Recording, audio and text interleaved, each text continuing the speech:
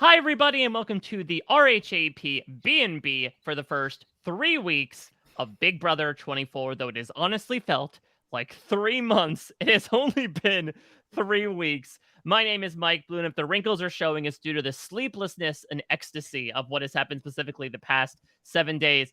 Big Brother 24 is freaking wild. And seems like you wake up every other day and something is different, whether it's the mood changing, the house is changing, the strategy's changing, the damn twists are changing. Who's to say? But either way, we are here doing some fun and games about the newest season of Big Brother. Of course, I am not alone. We're pulling a real Monty, Joseph, and Terrence here with a nice thruple at Festy Bestie time. Let me welcome in somebody who was partnered up with me when she couldn't sit her butt down on the baseball park chair. But I'm so happy to have her. The true Festy Bestie puts the BB in B&B because it's all the same letter. The great Liana Boraas. Liana, how are you? I'm doing fantastic. Thank you, Mike. I think if we're gonna call people, I would like to be Joseph, 25, because he's all grown up now. So I'm just Liana, 31. Moving forward, you can refer to me as that. I'm really excited to just get into the silliness from this season that has felt like a million seasons, and I think it's gonna be a good time. And of course, this is a guy who is no stranger to talking about Big Brother. In fact, he was talking about the most recent episode at the time of recording this, but I'm sure we can get some new thoughts out of him. He is literally everywhere on the internet, more than Paloma lack of apology posts on Instagram. It is the great Chappell. Chappell, how you doing? I'm tired. We are tired. Aren't we all tired? This season is it's been 3,000 years and we're still here chugging along for the week of the first actual eviction that mattered. The first one didn't matter, the second one didn't matter, but this blindside is did the season just start? It's been 6 months. Yeah, I think between, someone leaving the game to a unanimous vote to then finally everybody playing the game, but not just playing the game in a way that we haven't seen in a very, very, very long time, despite a terrible twist that's happening right now, which is now causing boring gameplay. But regardless, it does feel like a million years. I mean, it is so incredibly odd in that this season, and this sometimes happens, like, I feel like week 1 of Big Brother 19 felt like a season in and of itself, right? Where like 17 people were being nominated, they were blindsides, there were twists, they were leaving the game, etc., etc. This has felt like a completely different season at different points over the course of, again, less than a month, where the first week we have an incredibly just like vitriolic, negative psychological study occurring that then gets completely thrown to the winds when the power player ends up leaving just due to a spiraling effect. Then week 2 is like, okay, maybe a little bit of a settle to normalcy of like, oh, someone made a bad move and there are some alliances that are forming. We're getting a sense of the structure as to how this season is going to go because it's modern day Big Brother. And they said, no, no, no, no. We have one more surprise in our hats for you right now. And it was a hell of a rabbit in this past week. I don't know. I'd be remiss to think of like maybe all the way back in like Big Brother 6 was it's odd to think of like, okay, good week 1s, good week 3s, I think are harder to come by because week 1, nobody knows what the hell they're doing. They're trying to figure things out. And so chaos is assumed more so. Week 3, you think things are settled more. Of course, the infamous week 3 of Big Brother 6 was when Cappy went home, the I sealed your partner's fate moment that really drew that line in the sand. The line's a little more shallow in this case, given what happened with the Amira blindside, but still to your point, Liana, it's harkening back to elements of, old Big Brother seasons, but things that are still talked about to this day for a reason. And so it's just absolutely wild, Chappell, to see all these elements, again, mixed into a little over 20 days of gameplay. Yeah, week 3s are not normally the most eventful, but week 1s have, in recent memory, just been kind of crazy, right? And I think it's due to like a particular house guest every time. Like Frenchie, really had the house in a blender. I remember like not sleeping because it was just like, what is he doing all the time? He does as well. Remember, he was like chugging Coke like it was an IV.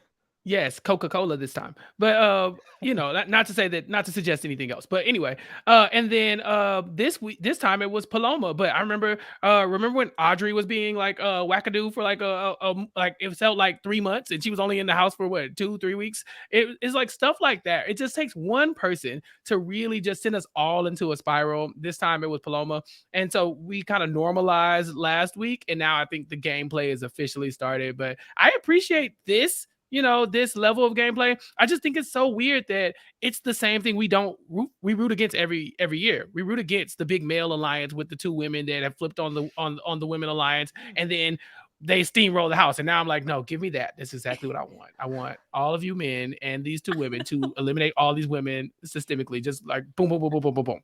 So here we are. I become who I hate most. I am. This is what you've done It's to me. me, Julie Chen Moonves. I'm Chappell Calafiore. It's me. Oh my god. Bo Burnham released the outtakes for Inside, and one of the songs is like, one of the lyrics is, everyone's a feminist until there's a spider around.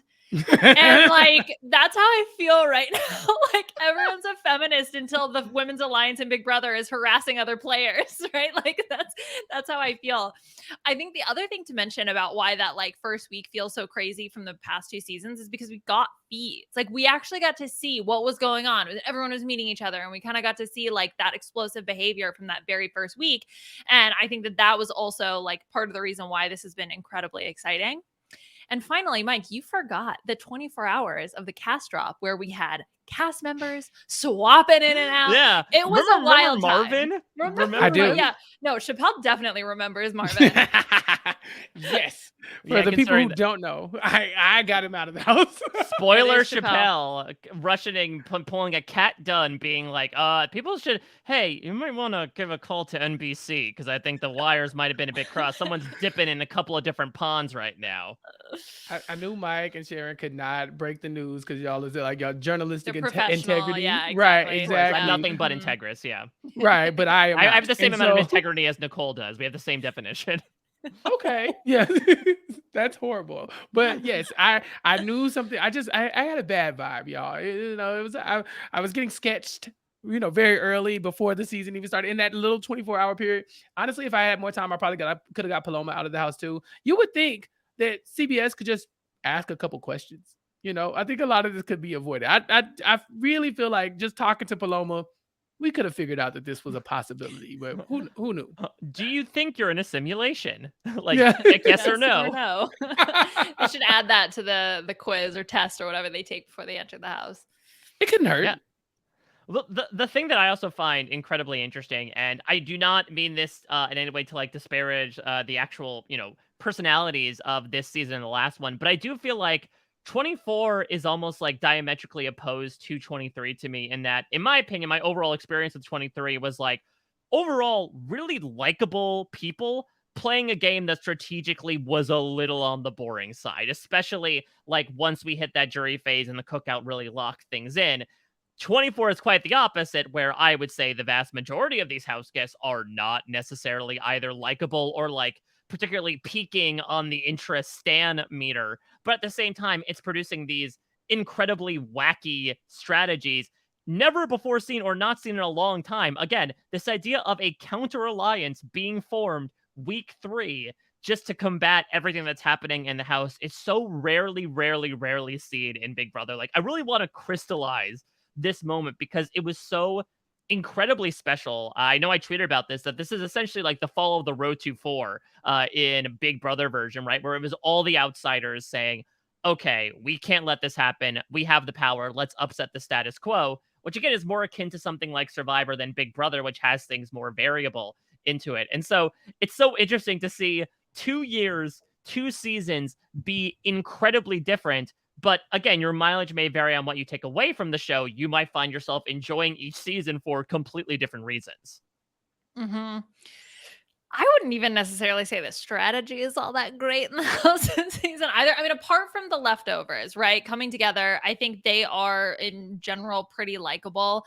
But like, especially the other side, and I think that's the big difference between Big Brother 6 and this season, is the fact that the other side of the house, at this moment at least, from what I've seen, is pretty useless in terms of figuring out any type of countermeasure.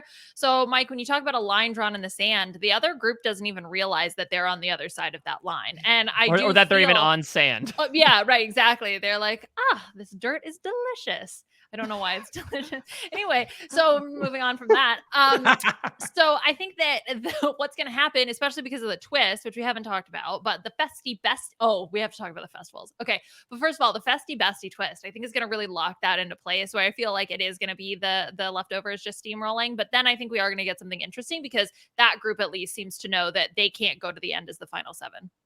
Yeah, this is just week 1. This is week 1 in any other season. This is week 1. Yeah. Yeah, that's what it is. In week 1 in any other season, you have a big alliance form, and then there's half of the house that has no clue they're not in it, or they can't figure out what it is. Why do we keep getting put up? What's going on? I thought we were all good. And they do that for 2 or 3 weeks. We just started late. We did the whole thing like where we thought like, oh, the big women's alliance is going to be a thing. We're going to root for them. We're going to stand. They're going to get out all the people we dislike. And then we're like, oh, wait, this particular group of women, though, kind of hate them. They kind of suck. Like not like some might say best group of women in a cast in Big Brother history. Some people in that house might have said that. Outside of that house, I don't think anybody is saying that at all.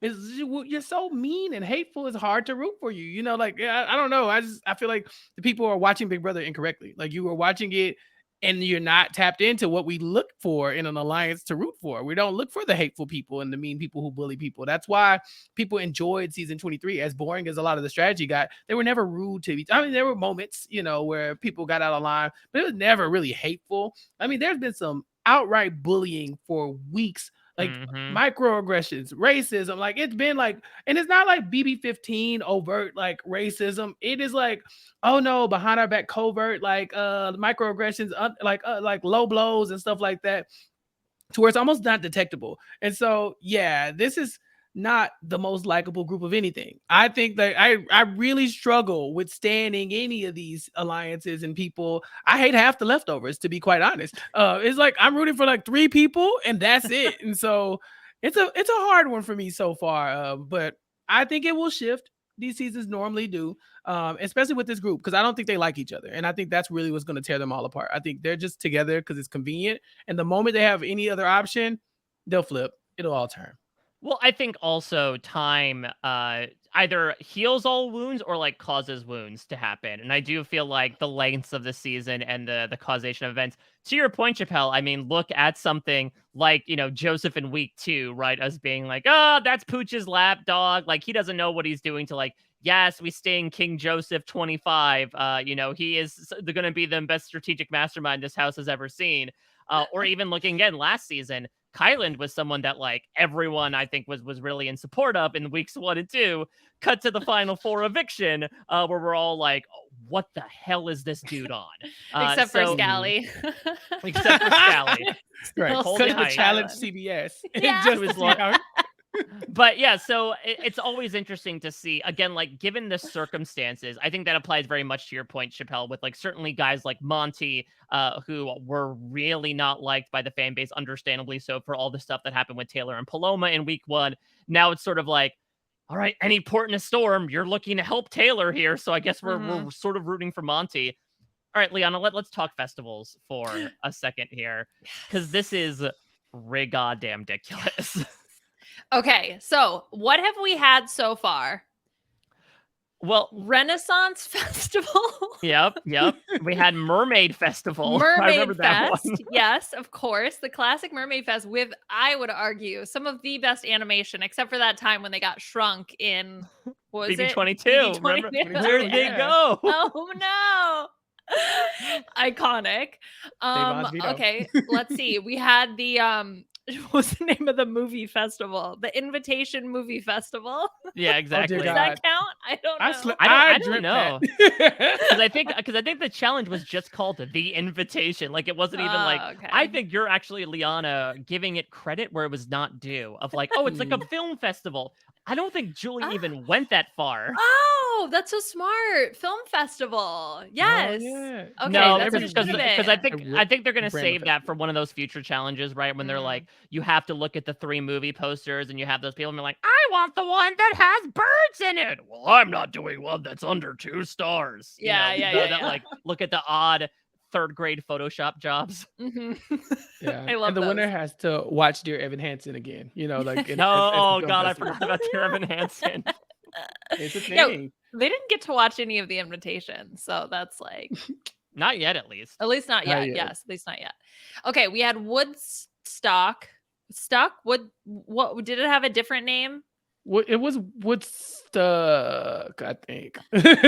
Yeah, It was okay. something a play on Woodstock, but yeah, it was like we doing the devil's lettuce and getting high up in the tree. Jasmine passes Mhm. out. Right. Okay. Okay. Listen, So it always happens. Every circle I'm in, right? Someone can't take their green, and they end up Right ways. looking green by the end of it. get it Can't together, relate. Jasmine. Okay, so those are the 3 vetoes. So I think if we had to ding, marry, kill those 3, do you have to kill Mermaid Fest? Like what How don't is know. Mermaid Fest? I was digging the mermaid fest. Yeah, consider me mystified because I have several questions about the logistics of Mermaid Fest in many ways. How does one get a ticket to Mermaid Fest? Just asking for a friend. I'm Uh, afraid. I mean, Woodstock is the most like a real festival, and I guess Right, the so I'd probably Renaissance marry Fair that is a one. pretty good. Oh, actually, yeah, I one. do. I mean, listen, I love me some Game of Thrones. I'm looking forward to some House of the Dragon. I'm ready to get burned again. So maybe Mhm. I would ding the Renaissance Fest because it's like Mhm. grungy and dirty, you Mm. know. And then maybe I guess I'd marry Woodstock, and I guess I would have to leave Mermaid Fest gasping for air. Though I guess maybe do they breathe But air? I think they breathe both. I don't know Yeah. because it's not like in the Little Mermaid when she got her legs. It's not like they replaced her respiratory system as well, right? Or Oh did my Ursula god. do that? I don't know. Maybe that was part of the Yeah, contract. Ursula I like don't read gutted scribbly. her and replaced her with a human circulatory and respiratory system. Yeah, I don't know. Okay, and then did the HOHs have festival themes? The Did first I one block this was from my like memory? Coachella, right? It was like it wasn't Yeah. Coachella specifically, but it felt like an actual festival. There was like porta potties, there was merch. Generic. I also Yeah. love like how could we have told a better indicator of how the first week would have gone than 4 people immediately walk into the house and all go to the porta potties. Then we should have known then, all right, maybe something's up. I think we're trying to be told something and we're not exactly listening at the moment. Yeah. Hindsight is 2022. And then Pie Fest, that was the other one, right? Mm. Pie Fest. How could you forget Pie I Fest? still think Mermaid Fest is the worst one so far. And then what was the last? You know? That was the invitation, right? That was the film festival. So No, what was Turner's? Monty What was won the- Turner's? yeah. Turner's was just like when you're at a music festival and you're like swaying, holding your lighter up. Like I don't think they actually gave Oh, it title. yeah. yes. Oh, yes. Okay. So that competition, when they were like, it was all of them and they were all in a line and they were just like moving back and forth, that was creepy as hell. Was that not super creepy? They're like all swaying in unison together, but like very slowly holding these like giant cubes. It was terrifying. I was terrified. Oh my I didn't know god, there no, was supposed to be lighters. I What do you mean? disagree. This is scary. This is like I might have to put on this like looping gif every time I have a panic attack. Like it was so Oh, it was calming. it was calming to to me. you. Okay. Yeah, it's like watching waves move, right? Just like a back and forth fluid motion. Oh, And listen, okay. one of my biggest pet peeves, and I know, glass houses, Stones being a white guy, but like when there's people in music concerts who are like tapping on the 1 and the 3 or like clapping off beat, this forced even the most arrhythmic jamoke to like step and step and step. And I appreciated the fact that they almost with military-like precision and got everybody into gear. And he won. Like the Yeah. Jamoke won. And then, Look at yeah, him. exactly. No, that's perfect. Do you think Turner was upset he couldn't participate that much in Woodstack or whatever it was called? That's the challenge he's made for. He's trying to get high. He wants Or to at get least- high. Oh yeah. That's why he didn't help Jasmine when she fell. It's just like, whatever. Him standing there, just kind of like, oh, it's incredible. Like, I just want to be very clear that is incredible. She's like, oh my god, I'm dying. He's just like, whew, I don't know what we're gonna do about this one. Like, He's like standing there with like his arm up like this, just like as her theatrics occur. sucks for you, man. Get up. Like he has nothing to give to that moment at all, and I kind of loved it. Yeah, so I am really intrigued. Do we think the festival theme is going to continue? Because Mermaid Fest, we clearly like went that far in the second week to show they're gonna fit the squarest of pegs into the roundest of holes to make everything a festival. Yeah. I'm Is good with it it. a real I like thing? it. But is it a real thing? Is there a real mermaid fest? Like, how have we I'm not sure. Googled this by now? Let's ruin our algorithms by Googling Mermaid You know? Fest. Yep. Okay, so wait, I'm seeing mermaid parades. But a parade is not a festival, in my opinion. They're a Portlandia Mermaid Parade and Festival. Oh, okay. Do you think that counts? I mean, I'm sure there's like Mermaid Con because there's like I got on mermaid TikTok at a certain point in time. I won't explain that, but it's Wait, no, No, you no. have, it's no, like- you it's have like- to. it- I'm sorry, Liana. I'm not letting you You off the can't hook. just back. You back said come on back. the four It's- most magical syllables I've ever heard, mermaid TikTok, and I need to hear more. Okay, it's like women who play mermaids in like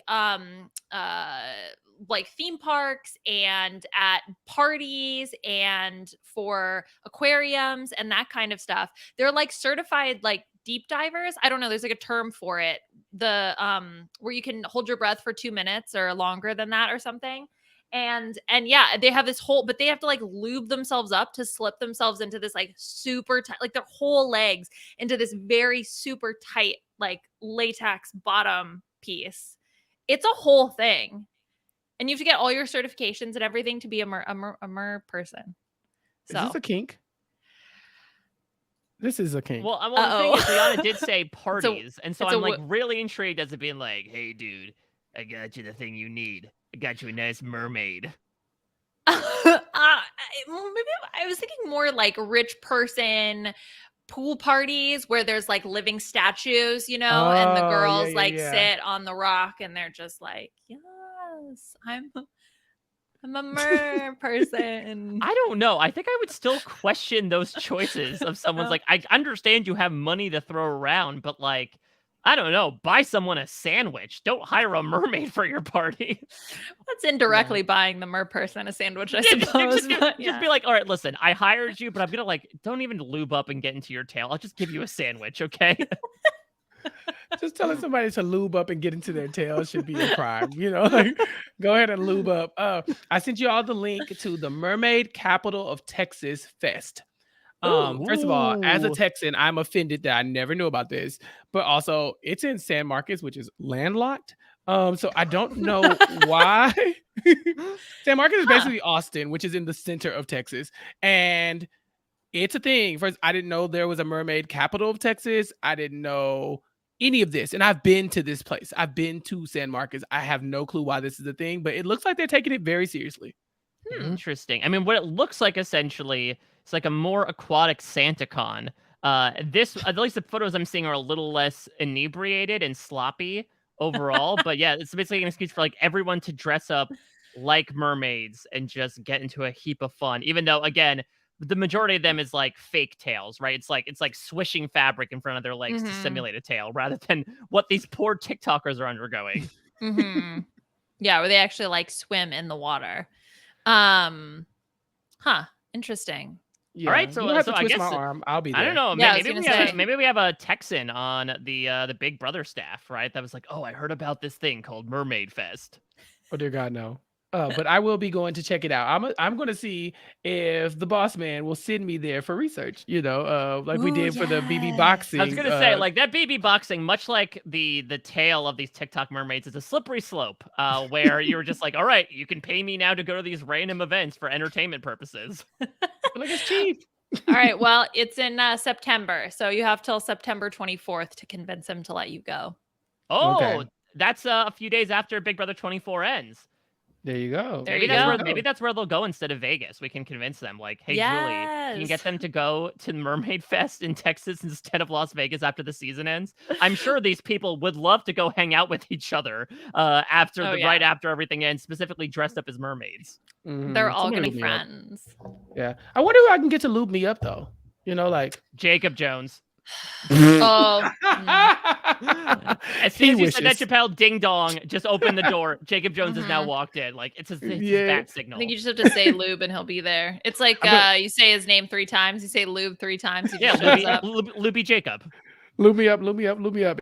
And Jacob disappears. I'm texting him, "Lube me up" right now just to see what he says. No. I'll report Yes. back. Okay, perfect. Good. Well, let's talk about some of these cast members, and not in the way of will or will they not attend Mermaid Fest in September. So things are a little different here for the B&B this time. As Liana mentioned, we got the cast very close to the show starting, and even then, it was not 100% final.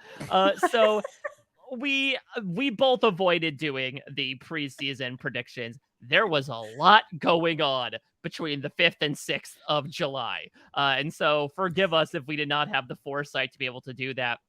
But I actually think, a door closes in Amira's face and a window opens, I suppose. And so we're looking at this as maybe an opportunity to, one of the things we love doing is in the preseason, right, trying to predict what the superhero identities in the comic book challenge will be of the contestants. I actually think we're granted some good stuff here, and that now we have actually seen like some things that these people have done on the show that we could then come up with after the fact, right? Like we might be able to come up with stuff before the season, but we don't know, okay, are they going to put on a stupid costume that would then make it their identity? So this might actually get us closer to being correct about these things. So what we're going to do is we're going to talk about the 3 departed contestants so far in Big Brother 24 and see if we can brainstorm, which might be the name of a superhero identity in and of itself, our own superhero identities for these 3 people. Should be very interesting, especially considering the person that we'd be starting with. Do you think they're gonna do Palomas? I'd have to imagine so. What are they gonna do for her? Like, I know what I think of for her defining characteristic, but I don't feel like they're gonna want to put those types of things in the comics. You know what I mean? Yeah, I feel like they're still acknowledging her on the show, right? To the point that Daniel unfortunately invokes her name when it comes to the things he said about Taylor on Wednesday night's episode. So I have to feel like, especially the way that they painted it, right, of like her choosing to leave the game due to a personal matter, that like it's not okay, we're obfuscating. This is not like an evil dick and BB13 situation, even though that had its own awkward thing, right? If we remember Julie Chen telling Danny, like, no, I love you. You're not going to say anything to your dad right now? I forgot about that. Maybe they'll do something with Poe, like Poe. Poe's like Edgar Allan Poe. So she's like a raven or something. Ooh, the Raven. Raven. Yeah, Edgar Allan Paloma. Or maybe she's a wolf because of Poe's pack, and so she like has like she's like a wolf person, and she has like the pack behind her. There we go. Yeah, we can be classy about this. Poe's pack. I think it was more so that she's going to be like an anthropomorphic backpack. That she like is a backpack that has like a mouth and eyes on it. Like from Dora the Explorer. Exactly. Okay. And you'd be like, always full of surprises. Yeah. Okay. Paloma's pack. Like, and she's a backpack. Yeah. Then Pooch could be, I'm the Pooch. I'm the Pooch. I'm the Pooch. I'm the Pooch. So yeah, I mean, let's talk about that. Like, is he gonna just be a dog? I think he's just gonna be the Pooch. I think he's gonna be Pooch, God. or like the Pooch, or like the Super Pooch. I don't know. The Super Pooch. The Super Pooch. Yes. And I guess he's a dog, I suppose. But like, what is his superpowers? That he's a dog? He's a dog. Yeah. I mean, you see Air Bud. That's like a superpower. What's Pooch's occupation before he was a dog? He was a football coach. Yeah, he's an assistant football coach. So it's like Air Bud, but he plays football. But he's coaching football. Yeah, playing football, but coaching football is also acceptable. That seems like a little bit worse of a movie, but if I think it's a better movie of these people being like, God damn, I have to listen to a dog call these plays. Yeah. Wait, didn't Air Bud play football though in one of the movies? I think there was like a bunch of sequels. I believe he was a place kicker. In one of the many Air Bud films. Really? Yeah. That seems like I know he played baseball. For sure. Air Bud Golden Receiver, also known as Air Bud 2. Could you tackle the dog? Would you be able to live with yourself if you tackled the dog? Yeah, I don't know how that works. Very competitive. I would tackle the dog. I assume the rules are the same. It doesn't matter. Right. So like, but I feel like it has an advantage in that it's like, I don't know if I want to do that, you know? Mhm. Like, can I look at Yeah. myself in the mirror if I won at the cost of like giving CTE to a dog? They don't live that long anyway. So, Liana. what? Unless it's spoken by a true cat person. Yeah, she's like, they're on the way out. It's fine. Oh, Give like it 10, 11 TT. years. It's fine. Did they elaborate on what his position was on the football team, Airbud? Well, I think based on golden receiver, he's probably a wide receiver. I'm watching the trailer now to see if I can get a sense of the actual gameplay. I see Airbud catching the football. I also see him dodging tackles. Oh, yeah, he gets tackled. Oh no, wait, he Oh, snuck through. Never mind. There was okay. a dog pile. I'm about He to snuck through. cancel whoever tackled that dog. I know. Oh, and they have like one where he puts his little paw into the center. Yeah. Yeah, he's definitely a wide receiver, I'm pretty So sure. I think Pooch has to be like a football playing dog then, right? Yes. That's his superhero identity. Yes. My other thought was like, could it be something around the backstage boss? But I'm not. I feel like again, Oh. it's so easy to have the Pooch thing there. Yeah, backstage pooch just doesn't really have the same ring to it. Remember backstage boss? Remember when that was a thing that none of us like really knew about or understood? I am glad that they at least explained what it would have been, because that would have been one of the biggest like mysteries in Big Brother history if it didn't happen. What a weird twist. We That opened never the came. season. Yeah, we opened the season with a vote for that twist. And Yeah, a we didn't fan even vote. And we didn't even get the result on the show. We know, like on the show, Julie could have said, and Brittany, you would have won. Paloma, you would have been going home probably. I But think she she's said, well, no, I think she said Brittany got the To- protection, but we to don't. us. To us, yeah, but not to the but tell house them, guests. right? Yeah, I'm yeah. like, tell them we did all that voting. Like, we want you know, to know right? that we hate you all. So, like, we need people to know that Brittany was Yes. the only one we were rooting for. Yes, and that we like Brittany. But it's just wild that, again, the premiere started off with, like, again, 4 people being sent to the toilets, and then Pooch in this big, tall, golden chair where he dangled his legs, and just through random draw was like, well, you're safe for the week. It was, like, very much Omarosa in Celebrity Big Brother 1, right? Of like, you picked the right number. Yeah, you're safe. Sure. That's fine. Remember when he couldn't find the giant golden chair that was, like, right there? And he's, like, looking around for the giant chair? That was must be around hilarious. here somewhere. I'm Yeah. pretty sure. I need the giant neon sign that is pointing to the golden chairs, like it was for the piercing booth, and what was it? And what did they have? The The merch? t-shirts. It was the merch, t-shirt yeah, stand, the the merch store stand. Yeah. Well, I mean, I guess again, him missing that should have been a sign of things to come. Mike, add it to the porta potty thing. So That's true. Of like the man who couldn't find a chair didn't Mhm. realize that putting himself up as a pawn in week 2 was probably not a good idea. yeah, should have Well, known. the most ubiquitous one by far, and maybe like honestly out of a lot of the people in this cast, is probably gonna be Amira, right? Because like, I don't know, do you do something around Head of the Snake because that was presented so many times? Like, what do you do about Amira? Is there even something around her name? A meerkat? You got Pooch and a meerkat in the same comic strip. Just turns into like a vet clinic essentially. Yeah, I'm looking at some of the other ones from previous seasons and they don't make any sense. So I think trying to logic our way through something also probably wouldn't make sense. I think Meerkat is actually very much on the table. Amira was horrible on the season. So I don't know. Like they could really lean into her just being a villain. Honestly, I would love to see that. I would love to see them leaning more into super villains for half of this cast, because they are like really mean people, for no reason. And so talk about it. I'm fine with that. Brent Champagne was the fright attendant and he was a zombie. So they've definitely done some people a bit dirty. Well, what if and if we remembered back during the Big Brother 19, right, that when they actually filmed the Revengers thing, I seem to recall that like there's supposed to be an Avengers thing. I'm pretty sure the only villain was Dan, right, as the funeral director. But otherwise, like everyone else was billed as heroes. Yeah.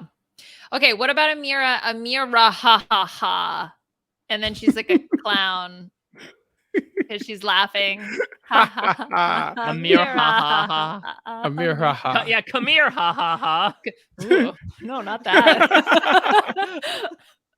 That's all her I got. catchphrase. Come here, ha ha. Come here ha ha ha. Yeah, look. That's horrible. I hate Um, that.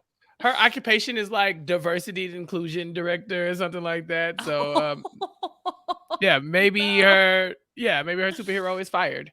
Oh Yeah. my Oh, god. but she's ready to make you DIE. Oh my god, I love that. They should really hire us to write these things, to be This honest. is Like you said, good. like the flight attendant, that's child's play. We're here to make you DIE. I think is Yes. just like, if I may be so proud of myself, like chef's Nah, kiss. I think that was a good one. that's A plus. That was a good one. We'll see. I mean, hopefully this gets brought up. But yeah, this is the tough thing. Where like it's either, especially if you're an early boot, it's either like your occupation if you did Yeah. something super sloppy, or if you were in a punishment outfit. Mhm. Like I'm trying to Yeah. remember, like what was Whitney's, Liana? If you have the comic book identities, what was Whitney's from last year? Let's Ooh. see. She was the glamour slammer. And she's kind of dressed like Harley Quinn a little bit, with the face at least. Oh, and her hand is a makeup brush. She'll powder your nose, then break it. Okay. Okay. Is that? I mean, that was another occupation No. one. Yeah. Glamour slammer, it could take on a very different meaning in a very different environment. Go on. Travis is cowabunga. When he was a surfing cow. I And he's remember just a surfing cow. So there we go. I think air pooch is a pretty good idea. Playing dog is now guaranteed to happen. Nailed it. Well, at least we can figure that one out. One of three we have down. And honestly, I think that's a ratio we can aim for here. Mhm. All right, let's get into a couple of games we have for the past few weeks of Big Brother. We're going to start with one that's very fun, about someone who has been lighting up social media in many ways, and certainly has been a focus, or at least appendages of her have been. I have a game around Jasmine. And this one really goes out to Hamster Watch, who has been really spreading the hashtag Jasmine stories around, where, listen, Jasmine's got a lot to say. And sometimes those things are just random stories that have apparently happened in her life. On top of that, even if you don't watch the feeds, you certainly know Jasmine based on the diary room confessionals that are either Oh given my to her God. or she just comes up with out of her noggin. I wish I had started writing them down sooner, because I only have a few. Obviously, we have the classic blindside butter beans. I have fruit fly, like happier than a fruit fly in a berry bowl, happier than ants with sugar. You're looking prettier than a rack of ribs, which we got, most recently, which I don't know if that's a compliment or not. Again, Chappell, would you want to still be don't know. compared to ribs? Most times, yeah. But the problem is that as a Texan, I feel like this is a personal attack. We are from the deep South, but we don't compare people to racks of ribs earnestly. I get it. I love a good rib. Half of my Twitter posts are just pictures of ribs. But come on, Jasmine. If they're feeding you lines, at some point, just say no. Just say no. It's fine. You don't have to do every last line. It's incredible. Especially if you're not looking at Julie when you say it. That means you're staring into this little camera thing and you're going, Julie, you look as good as Larac ribs. Like, you didn't feel dumb because you sound dumb. You didn't feel it though. This might be a stupid question. Can they see Julie? Mm-mm.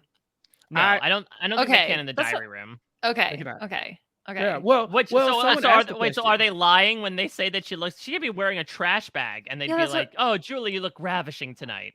I saw it on Twitter. Yeah. So somebody asked the question. I think it was like a Survivor play. I think it was Tiffany Seeley. Was just like, hey, when they're complimenting Julie, they can see her, right? And everybody comments is like, no. And so people in the comments, of course, were saying, I mean, do you see how Julie dresses sometimes? Like, clearly they'd be lying. And I was like, oh my God. But the contestants were saying that they could see her while they're in the living room. So they see her on the screen when they're in the living room, and then when they go in there. Okay, yeah, exactly. So they have seen her that day. They just are not seeing her when they're making the statement. What do you think are some other like Northeast? What would be like the Northeast version of the rack of ribs? Like, Julie, you look better than a bowl of clam chowder. Yeah. Okay. Then a lobster roll. Then a bag of munchkins from Dunkin' Donuts. Oh, you're looking better than an order from Dunkin' Donuts. My usual from Dunkin' Donuts. Yeah. It's good. Yeah, She looks just better any- than avocado toast. I don't know what us people up north do. Down we just eat ribs here apparently. Yeah, and apparently. compare people to them. I also like just the accent is so ridiculous. I think my favorite, the one I really clocked it was when she was doing the goodbye message to Pooch. She goes, "Pooch!" Like you won't believe what happened. It's like PEWCH. Ouch. Pooch, pooch.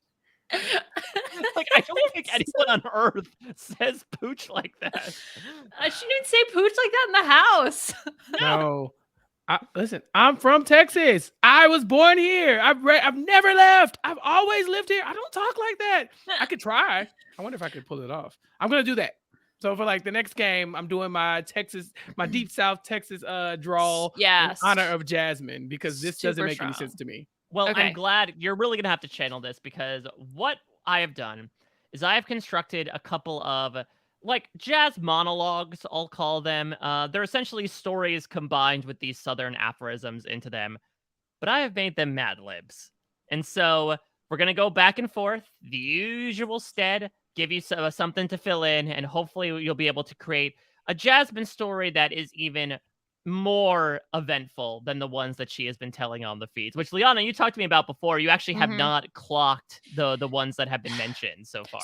Yeah, whenever Jasmine is on the feeds, I switch to whatever is on the other feeds. So I've only seen some of the tweets from Hamster Watch, but I haven't heard any in person. So I'm excited to hear what we can come up with today. All right. So let's start with you, Liana. Okay. Give me an animal. Oh, mermaid. All right, Dominic Abate. Yeah, is a mermaid a fish? Wait, hold on. Okay, fine. If that's not acceptable, I pick a hammerhead shark. Okay, hammerhead shark. That's a fish, right? Yeah. Fish are animals. Chappell, give me an event. An event you might attend. Well, Mike, I think it's only proper if we decide to go with the Mermaid Capital of Texas Fest in honor of Jasmine and our BB Bestie Festies. All right, Liana, a noun. A noun. Sponge. You're saying a little bit like how Jasmine says pooch. A noun. A noun. Well, I do declare I'm going to say sponge. All right, Chappell, a mode of transportation. Jalopy. Jalopy. I love it. Jalopy. Yeah. All right, Liana, a verb in the past tense. Oh, well, I done did that. Done did that?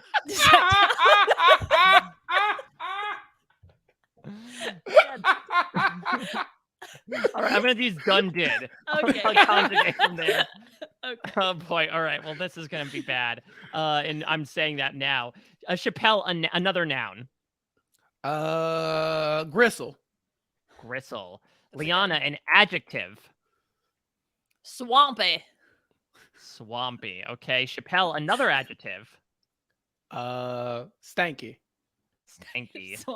stanky. All right. Liana, give me another animal. Oh, gator. Gator. Okay. Chappell, give me a holiday. I'm doing the Challenge USA on you. Name me a holiday. Oh, gosh. Just Go back, federally to, recognized go back to holiday. all the Christmas nicknames that happened in Big Brother 19 and 22. Oh, gosh darn it. Arbor Day? Does Arbor Day work? Arbor Day works, absolutely. Liana, give me a state. Texas. No, where's is Jasmine She's from Alabama. Okay, No, Alabama. I change it to Alabama. Wherever Jasmine's from. Mississippi, I'm pretty sure she's from. Yeah. Cricket letter I. Cricket letter I. All right, Chappell, give me an occupation. Rodeo clown. All right, whistle nut, shout out. Guys. Liana, another noun. Another noun. Well, how about I had a thought and I realized I can't say that out loud, so I'm just gonna skip over that. So I'm gonna go with cornhole. Cornhole, perfect. Chappell, give me a celebrity. Oh gosh. Which country western singers do I want to go with here? Kelly Pickler. Yeah, because Donnie was Kelly Pickler's gardener, right? He was her groundskeeper from Yeah, and like Albemarle, he Alabama. was the groundskeeper of the school where she went to high school or something. or something. He Is was that- like, I work for Kelly Pickler. I said, okay. I love Kelly Pickler. He She's a did. lovely beacon of talent. All right, Liana, another adjective. Another adjective. An adjective describes an object. Thank you. Grammar Correct. school. Okay. Yes, that's correct. Good. I'm gonna go with fluffy. Fluffy. Chappell, give me a family member. Step uncle. Milkman. Step uncle. Yeah, what did I say? Mailman. I think Mailman. that Yeah, I think that was one. Yeah, mailman. Liana, another noun. Rusty bottle cap.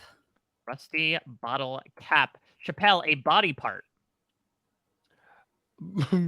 Ankle. Ankle.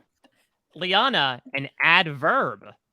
Oh, okay. This describes a verb. So I am going to go with unapologetically. Hey, I love it. Chappell, a noun. Oh, coyote. Coyote, okay. Liana, a body part. Oh, yes. Fossa. It's the hole where your ear, if you remove the cartilage, it's the little hole. Your fossa. Why would you ever want to do that? Well, I mean, you shouldn't, but that's I think If you that's what did. it's called. I like that. Our Chappell, a food. I'm sorry, I'm stunned. Jacob Jones responded to my lube me up, Jacob. Oh dear no, God. what'd he What did say? you ask me? He sent me a picture of some lube. It says I'm running low, but we'll make it work. Now, Mike, what are you asking me? Food. I knew he was on board. What is food? Ribs. Ribs. All right. And finally, Liana, an electrical appliance. Oh, well, a vibrator, obviously. Well, vibrator. Okay. Well, a vibrator. Also, fossa, the depressions between the ridges of your ear. They function Gotcha. to funnel sound. Okay, I was close-ish. Well, tune up your fossa, people, because Yes. here is the Jasmine story number 1. Yes. All right, I'll do my best performance. When I was HOH, I felt more popular than a hammerhead shark in a mermaid capital of Texas Fest. It reminds me of when I got homecoming sponge. I was up on my jalopy, and then I fell, and then my dad done did me on the grass. Ah! No! I told you it was gonna be bad. Help! I told you. My dad done did me on the grass, and I had gristle on me. But it was a swampy night. Oh. That's also the night we became stanky, though. Oh no!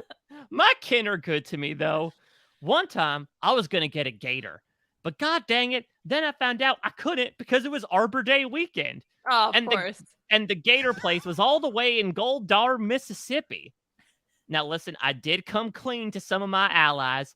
I'm not a rodeo clown. I have a stuck-on cornhole line. I even got support from Kelly Pickler through her pandemic campaign for fluffy businesses.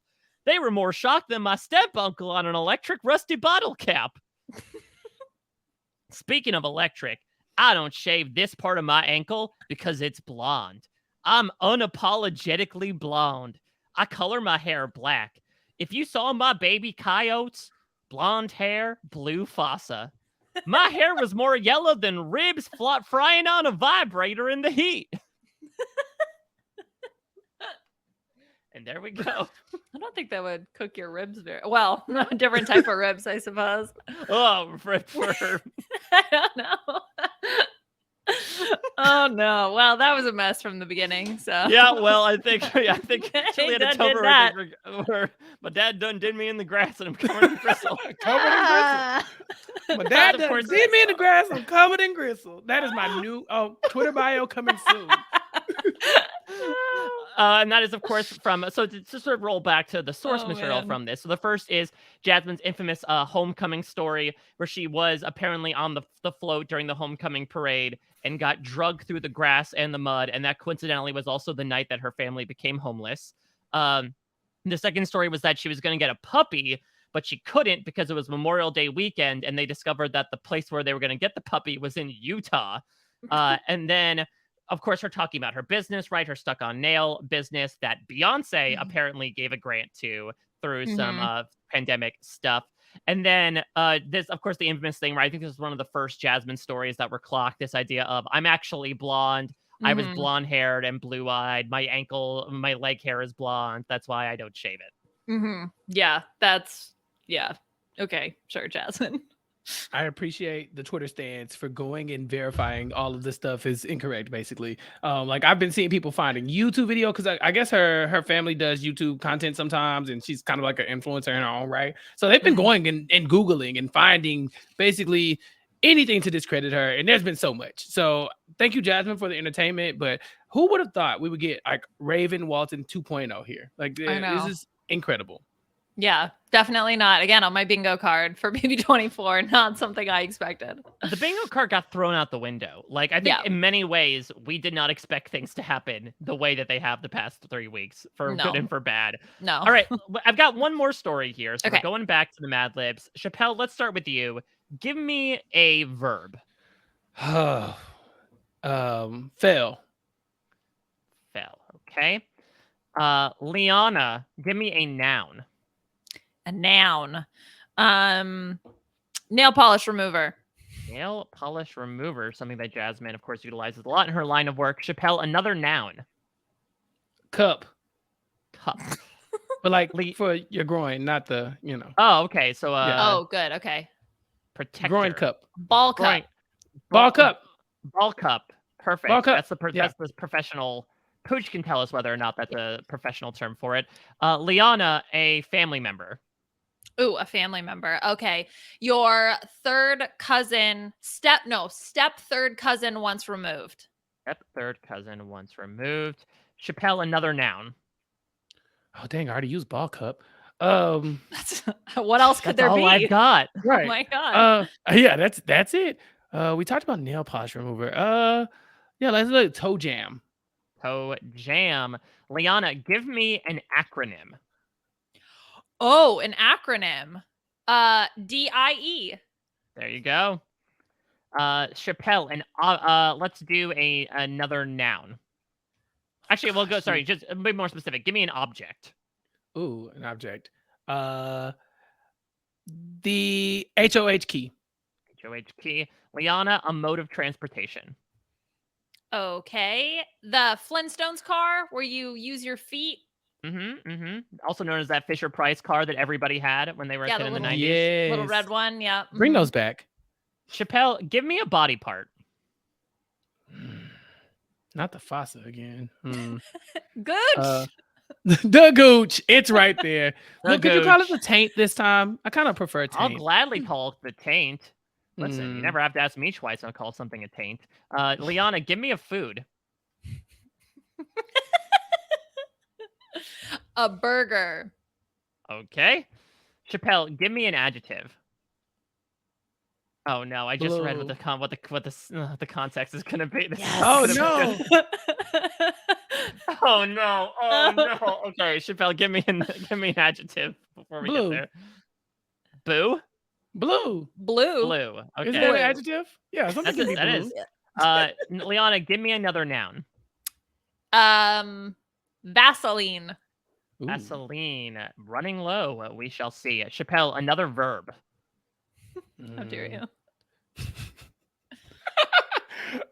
Yeah, it's better than lube. Lube is a verb. Lube is a verb. Yep. All right, Liana, give me a room in a house. A room in a house. I am going to go with the closet under the stairs. Closet under the stairs. Chappell, a verb. Fight. Or fought? Yep, Fight. Whatever. works. Whichever one. Liana, another family member. Another family member. Okay, the hamster. Hamster. Are they related? We shall Family see. hamster. There's just one of them. All right, Chappell, give me either a food or a drink. Red Bull. Red Bull. Fantastic. Liana, give me just a food this time. Just a food? Yeah, not a drink. Okay, not a drink, just a food. Okay, I'm going to go with chestnuts. Chestnuts. Tell an adjective. Funny.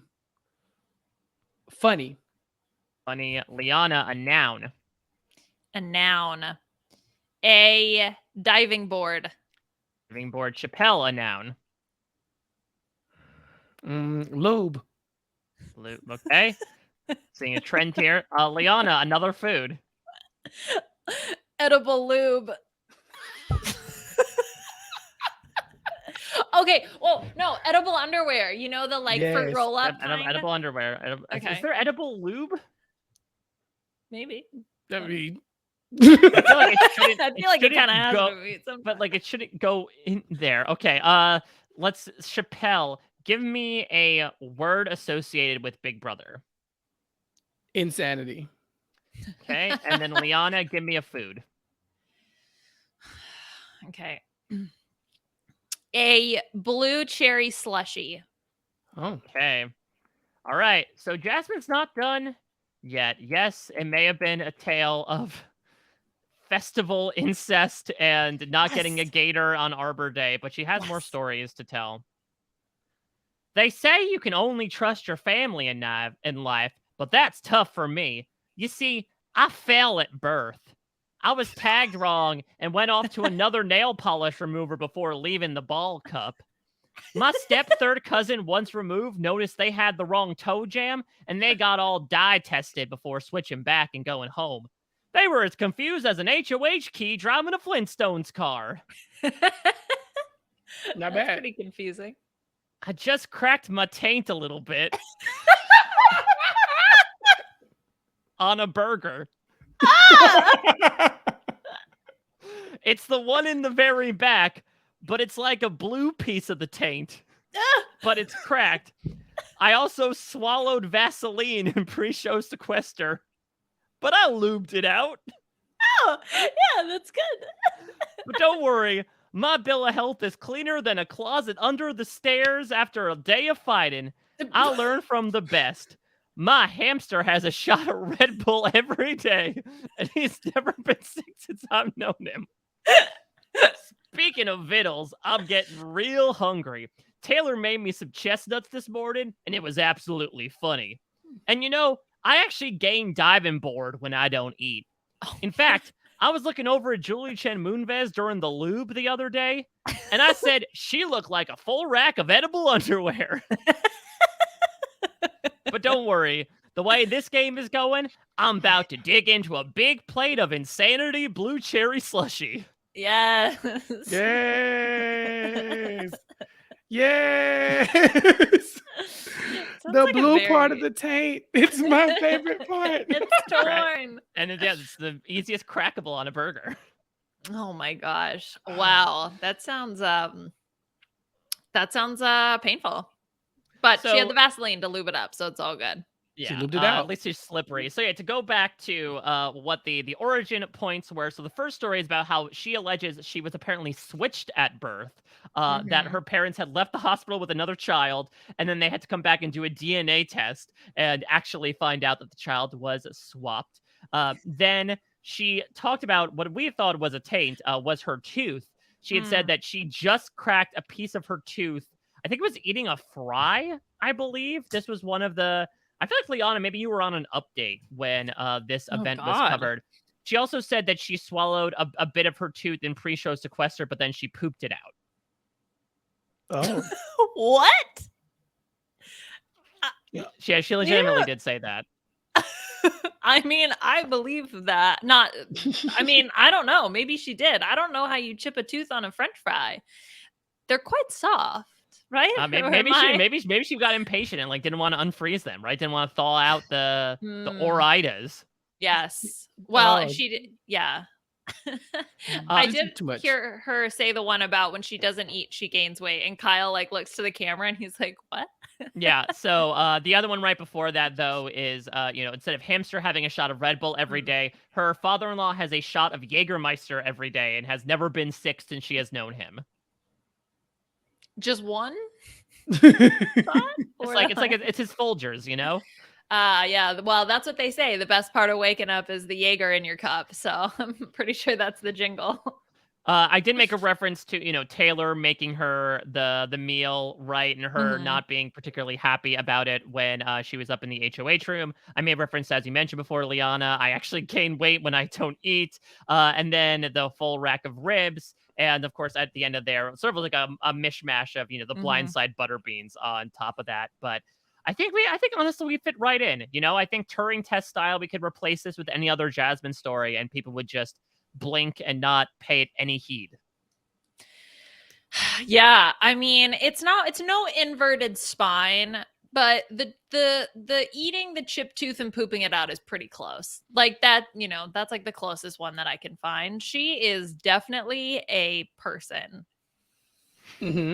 That part. She is a Yep. person. I want her to compliment Julie this week and say, Julie, you look better than a chip tooth on a French fry. Like, I think I like that one. Yeah. Julia, you look more relieving than when I found that chip tooth in my stool 2 days before I went into the house. When I lubed it out, And Julie, you look prettier than my uncle after he's having a shot of Jaeger. Is that what it was? Her uncle? I don't know. Yeah. You look more gristly than that day after Oh, no. My daddy done did me on the grass. No. Damn, my daddy This blind side gonna be crazier than that time my daddy done did me on the grass.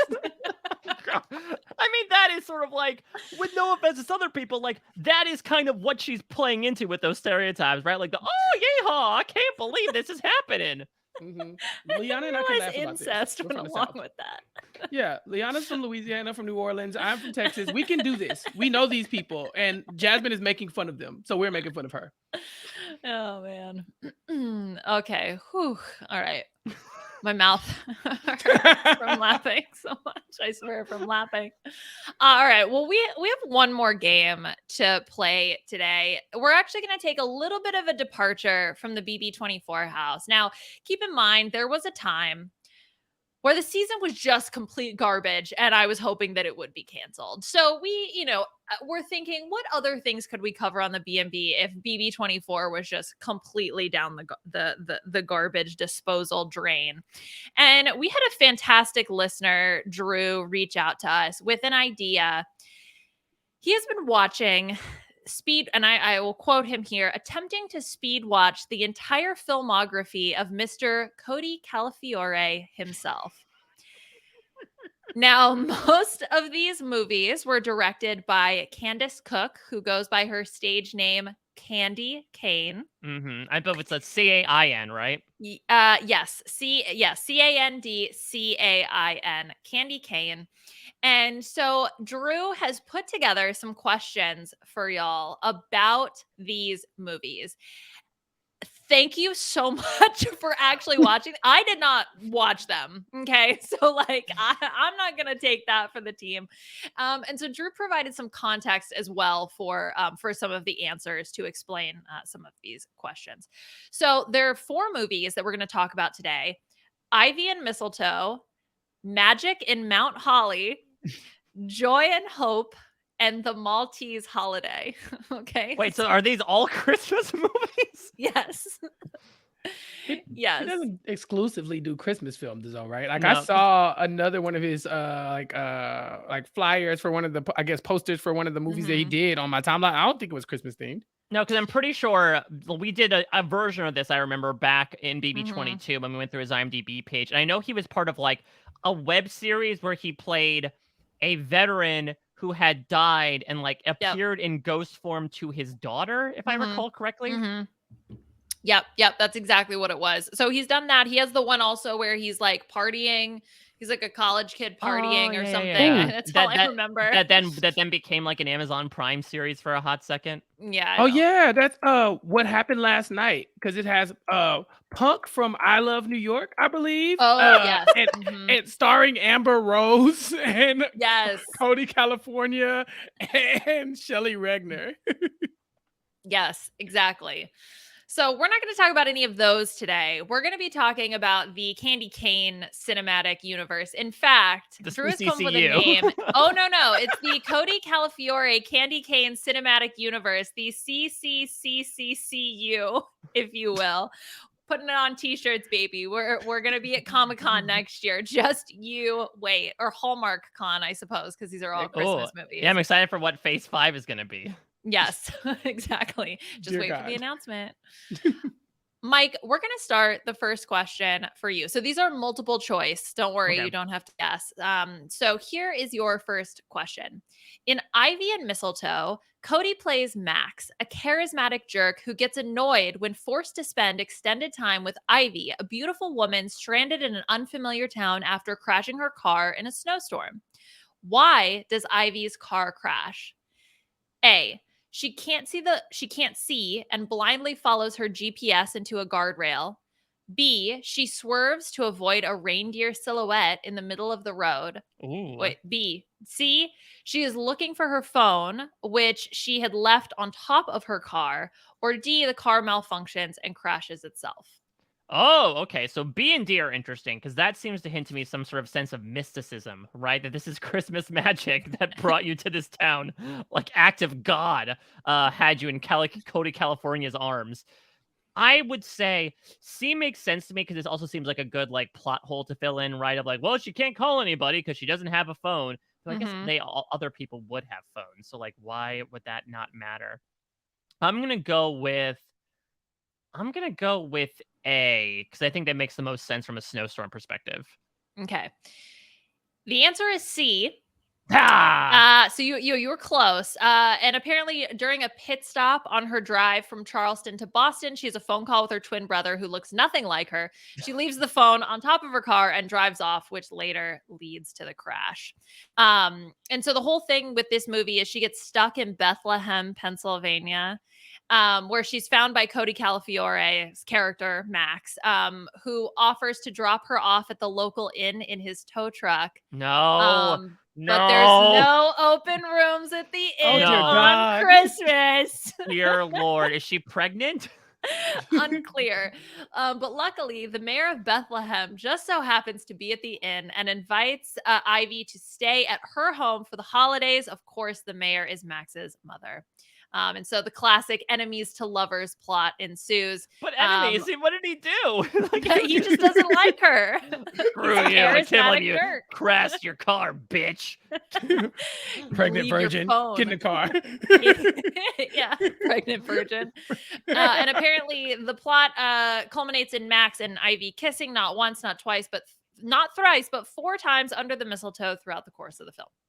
Thrice. Okay, so Chappell, let's go to you for question number 2. Candy Cane has made some interesting directorial decisions and stylistic choices over the course of these movies.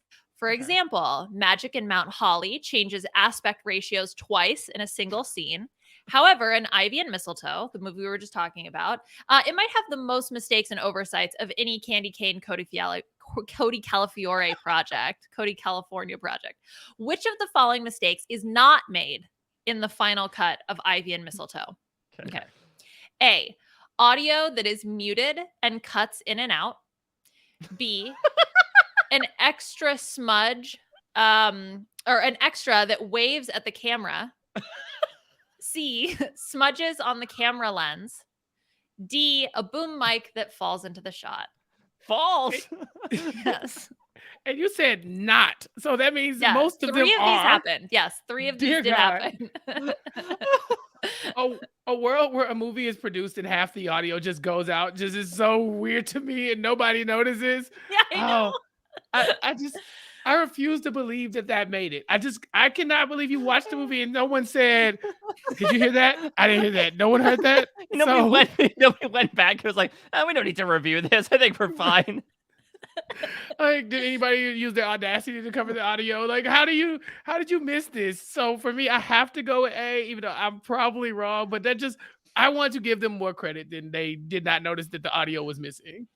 Yeah, that's wrong. That happened. I'll explain that in a second. The answer is actually B, an extra that waves at the camera. Because there are no extras in this movie. Exactly. They could not afford extras in this movie, so they're not there.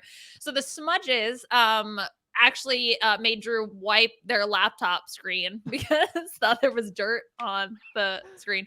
And then the two audio issues. So one, a dinner scene, the boom mic drops in and out of the shot. But there are apparently mini scenes with audio issues. So one scene, the father shouts, "That's enough" at Max, slams his fists onto the table, but the slam is inaudible. The audio was obviously recorded with a calmer delivery, apparently, and so that's why when they were editing it together, it just like they didn't edit it properly. But that's the context. So, yeah. So they edited it basically like RuPaul trying to say Tove Louvre. Yeah, yeah, exactly. Welcome back, ladies. Yeah. Okay, you both have 0 points. Mike, back to you. In Joy and Hope, so this is a new movie. We're moving on to Joy and Hope. Cody plays Gabe, a gentle ranch worker who has long been secretly in love with his best friend, Hope. Hope co-runs the Two Sisters Ranch with her sister, Joy and Hope, but has not left the ranch nor ridden her horse since witnessing their mother and aunt die in a car wreck on the way to visit Hope's dad in the hospital. But what do horses have to do with the horse? Is the horse in the car? Is the horse driving the car that hit them? BoJack behind the wheel. Yeah, exactly. I don't know, just general depression, I suppose.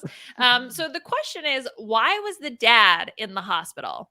Oh, okay. Okay. A, he also got into a car wreck. My God, people need to learn to drive.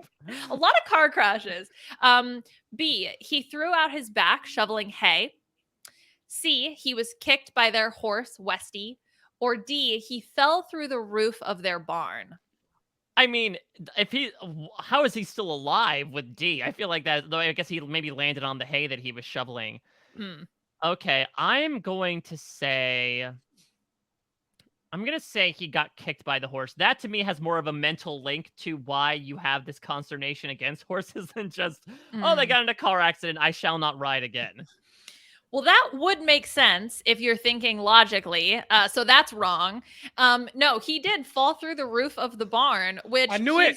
He survived, but he has a noticeable limp throughout the entire film. So that's his long-lasting injury as far as we can tell. But fell from the roof from what? The roof? Like, was he just standing on the roof and then it just buckled? Yeah, he fell through it, I guess.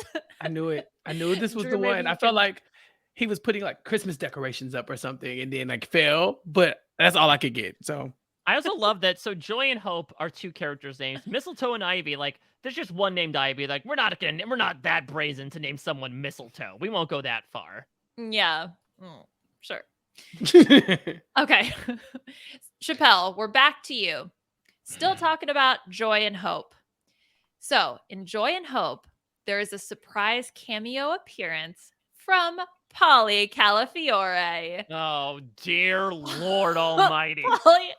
Polly plays Tommy, a smug idiot who's running his father's... Yeah, but who does he play in the movie? Himself. Yeah, it's typecasting, okay? He's running his father's Christmas tree business for the first time, and he gets into a fight with Hope. The editorialism here from Drew is classic Polly picking fights with women. After a misprint on their Christmas tree purchase order causes him to deliver what? So this is what causes the fight. So he gets into a fight after there was a misprint on the receipt. So is it A, he delivered a Douglas fir instead of a pine tree? A dead tree instead of a living tree. Wait, what? Why would anyone order a dead tree? I don't know. Oh, I thought it said dead tree. My bad. Typo. C, a 4-foot tree instead of a 40-foot tree, or 40 trees instead of a 40-foot tree. Ooh. Ooh, I'm between C or D here because I Mhm. think Yeah. either of those would be, I guess, somewhat logical mistakes to make. And they would, I think they would both be funny. You know, if somebody shows up with a tiny tree, or you're expecting a huge one. But I think 40 trees is more entertaining to me. So I'm hoping that the answer is D. Again, that would be entertaining. Ah. I do not have the budget for 40 trees. I don't know where you got that idea. That's also probably why it was a 4-foot tree instead of a 40-foot tree, because they also couldn't afford a 40-foot tree. So yes, the answer is in fact C. Polly Calafiore's character Tommy delivers a 4-foot tree. According to the purchase order, costs $1,100. And this is when he gets in an argument with the guy and like tries to kiss him like he did with Theo in the challenge. Yeah, yeah, they get right up close. So anyway, so the family refuses. Instead, they buy one from another business in town, which prompts Hope, with the support of Gabe, again, Cody, to finally overcome her fears and leave the ranch for the first time since her mom and aunt died so they can buy a new tree. And this happens halfway through the movie. So she's completed her character arc with 45 minutes left. Well, in the one character film. down, one to go. Yeah, exactly. And then the rest of the movie is dedicated to Ethan Dulaine, a world famous adventure romance novelist who visits the ranch to cure his writer's block. What's happening? What? What's happening? What just And happened? then he falls in love with Joy. Wait, what? No, stop. Wait, stop. no, but we had to Hold on, stop. pause, Because pause, pause, a hold on. stranger Yeah. just enters halfway through the movie. He's like, this is my movie now. Yeah, unclear when the character of Ethan was introduced, at least initially, but much of the rest of the movie is dedicated to Ethan, a world famous adventurer romance novelist who visits the ranch to cure his writer's block. Okay. Yeah, so he falls in love with Joy, and draws inspiration from their family to complete his novel, which according to the Word doc shown in the movie is only 20 pages long. So it's a classic. Yes, the best pamphlet I've created, Yeah, I inspired know. by Joy and Hope. Okay, we are halfway through this game. You both have 0 points. We continue on. Let's talk about the Maltese holiday. So, Mike, this question is for you. In the Maltese holiday, Cody plays Michael, a charismatic jerk who gets annoyed when forced to spend extended time with a beautiful vlogger named Shay or Shaya. Michael was supposed to go to Malta with his brother Daryl after Daryl was left at the altar. But Daryl decides to stay home for the holidays with their mother because of their father's recent death. Okay, so it's just a family full of. I mean, no wonder Cody's character's a jerk. Like, there's so many tragedies. Yes. Meanwhile, Shay, I'm not sure how Shay, I'll say Shay because it's Shea, like Shea Coulee. Shay was supposed to go to Malta with her friend Kristen, but Kristen backs out because her husband doesn't want her going on a vacation with a single woman. So, Michael What? and Wait, what? Wait. Yeah, I don't know. The beautiful vlogger was supposed to go to Malta with her friend, but the friend's husband didn't want the friend to go because she's single. Because it makes sense. I think the girl needs to go the route of Daryl and like break this thing up. I don't like this relationship. It's not Leave helping. him. Leave him at the altar. Okay, anyway, so Michael, who is Cody Calafiore, and Shay quickly resent one another as they continue to run into each other. So what ultimately causes, or what Shay begins to change her tune, so begin to warm up to Michael after Michael does what? Oh no. Does he, and this is Mike, this is for you, A, help her to find her lost chastity ring? Oh. B. Oh no. Performs a song he wrote to honor his deceased father. C. Reveals that he's secretly the ancestor of Maltese royalty. Or D. Dives off a cliff to rescue her from drowning because she can't swim. Oh, see, D is so perfect. But now I'm like going with the logic of I don't think they would have put in the insurance to have him do Right. a cliff jump. So I'd imagine, unfortunately, it's not D. So I'm down to the chastity ring, Mm-hmm. the dead dad song, Mm-hmm. and what was the third one? Secretly reveals he's the ancestor of Maltese royalty. But why would that look at it like, oh, you're so kind now that I know you're loaded? Like, wow, all right, maybe we should go on vacation with her. Shay's kind of shallow. I'm going to go with. Ooh, I mean, I don't know. Considering the company she's keeping, I might go with A, with the chastity ring. Mm-hmm. All right. So you talked yourself out of the correct answer right away. It was D. It doesn't say anything about whether or not they actually filmed it. But the description is that Shay asked Michael to take a picture of her at the edge of a cliff, but the image is blurry. So she continues to step backwards in hopes that the camera will focus, because that's how that works. And she plummets off the cliff, and Michael has to dive in to save her. But apparently prior to this scene, she posts a vlog of herself treading water in the resort pool. So then, like, I don't know how that she has to like retroactively explain in a subsequent vlog entry like what happened. But anyway, okay, Chappell, to you. Woo. Yeah, we're doing great, Liana. We're doing great. You guys are doing so good. You're doing so good. 3 questions remain. Dear God. Chappell. So in the film review app Letterboxd, the Maltese holiday has only received a 0.5-star rating by the users. Which of the following is not an actual Letterboxd review for the Maltese holiday? So 3 of these real, 1 of them is false.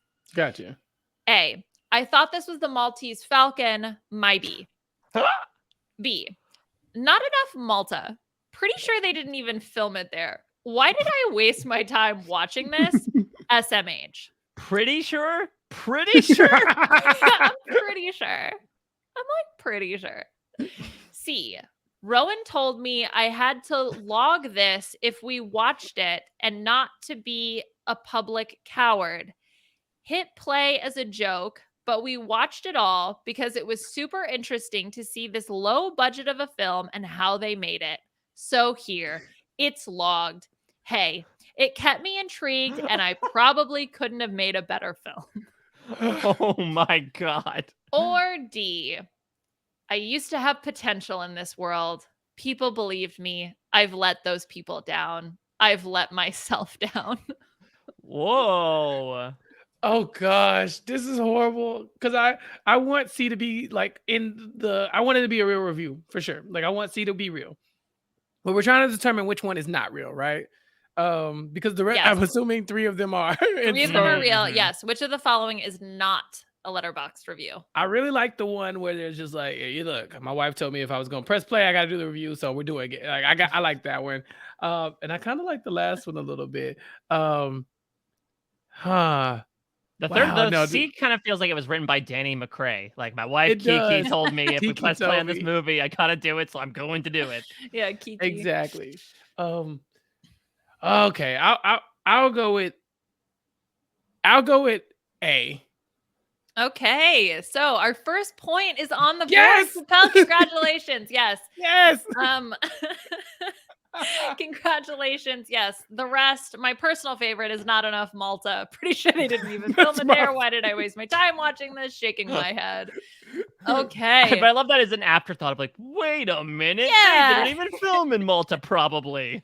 I like also, but it starts with not enough Malta, meaning that there might be some Malta in there. It's just not enough, which I don't know if 0 counts, but here we are. Okay. So Mike, you have to get this one right to be in contention. So we're all counting on you. We're going to move on and talk about the movie Magic in Mount Holly. Okay. So by the way, Holly is not a person. It is a location, Chappell. So just... How dare you? I thought the same thing, okay? Magic in, Mount Holly. Yes. Yeah. That's what you don't know what I call magic here. Wasn't that what Michael was saying this season on Big Brother? He's like, Paramount Plus should be Paramount and Chill or Paramount and Magic Pound or and something. Mount Holly. Yeah, Paramount and Pound or whatever it was. Paramount and Mount, I believe Paramount it was. and Mount, yeah. Well, you're Mountain Holly, so let's do this. Okay, Wait, in Magic can I and talk Mount about Holly. Michael for a hot second? Because I will admit, I got this a couple of times that I somewhat resemble Michael, and I didn't see it until I got a couple of close-ups of him, where like our hairstyle is similar. He has like a freckle on his right cheek, as do I. But I think like the piece de resistance for me is I'm gonna put on the glasses that I usually use for blue light glasses. Yeah. Yeah, you do look like him. Yeah, I think glasses. definitely more with the glasses for sure. Yeah. Yeah. That was the thing for me was like, okay, I don't wear glasses, but I think much like I Clark Kent myself essentially, where like now he has become my Superman, which look, could be a lot worse. I am more than happy to be compared to the guy. But yeah, that was sort of like my own frightening realization as I looked at myself in the mirror, like, and the thought that Michael a la Bloody Mary or Jacob Jones appeared behind me in that moment. To me, Michael looks like, and I apologize if this is insulting to you, Mike, now as the comparison. He reminds me of Ted Danson plus Michael Cera. The Michael Cera thing, and I've been compared to Michael Cera in the past. So again, it just lends further credence to the theory. I think that is the hair too. Yeah, that's definitely possible. Okay, Mike, here is your question. In Magic and Mount Holly, Cody plays Tyler, a friendly newcomer to Mount Holly who's helping his uncle recover from a trip to the hospital. Oh no, what roof did he fall through this time? What a horse kicked him, I don't know. Tyler quickly falls in love with a local named Noelle. One day... Oh, dear Lord. Noelle. Candy Cane. There are only so many Christmas names. You can't keep circulating through the same 4 in every movie. Well, this one's a little bit on the nose because one day Noelle receives a special visit from Santa Claus. Oh, okay. Which of the following magical abilities does Santa gift Noelle? Gift her? Is yes. Just hear the okay. Is it A, the ability to paint the future? Is it B, the ability to bake magical love cookies that make others fall in love with you? Oh. Is it C, a magical voice that heals others with the power of song? Or is it D, the ability to sense impending danger? What? I am so uncomfortable right now. I don't know why. Maybe I've had my own sense of like fear and dread because for some reason this idea of magic just flat out being part of the 5CU just brings me a lot of disquiet. People criticize the multiverse. They criticize the magic here. Okay, we're just breaking new ground. Okay, so we have the Isaac Mendez from Heroes painting the future. We have love cookies. We have being able to heal through song. Yep. And then we have just her spidey sense, essentially. Yep. Yes. What does paint the future even mean? Like, I think she paints a picture. And now maybe this is my own sense of like, I painted the future back in this. I think I remember seeing like a trailer for this and they somehow made it a thing where she could paint the future. So I think that's it. This is the most sure I've ever been on any of these answers so far, which does not say much. Well, you should be proud of yourself, Mike. That is indeed the correct answer. So to answer your question, Chappell, so essentially she just is able to paint a plate of cookies that Tyler gives her brother celebrating a game-winning goal to the first winter snow. She just paints it and then like that is the future. Like she paints it and then it happens.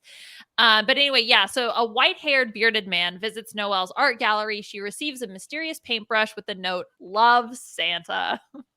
And so when she paints using the brush, then that's how she paints the future.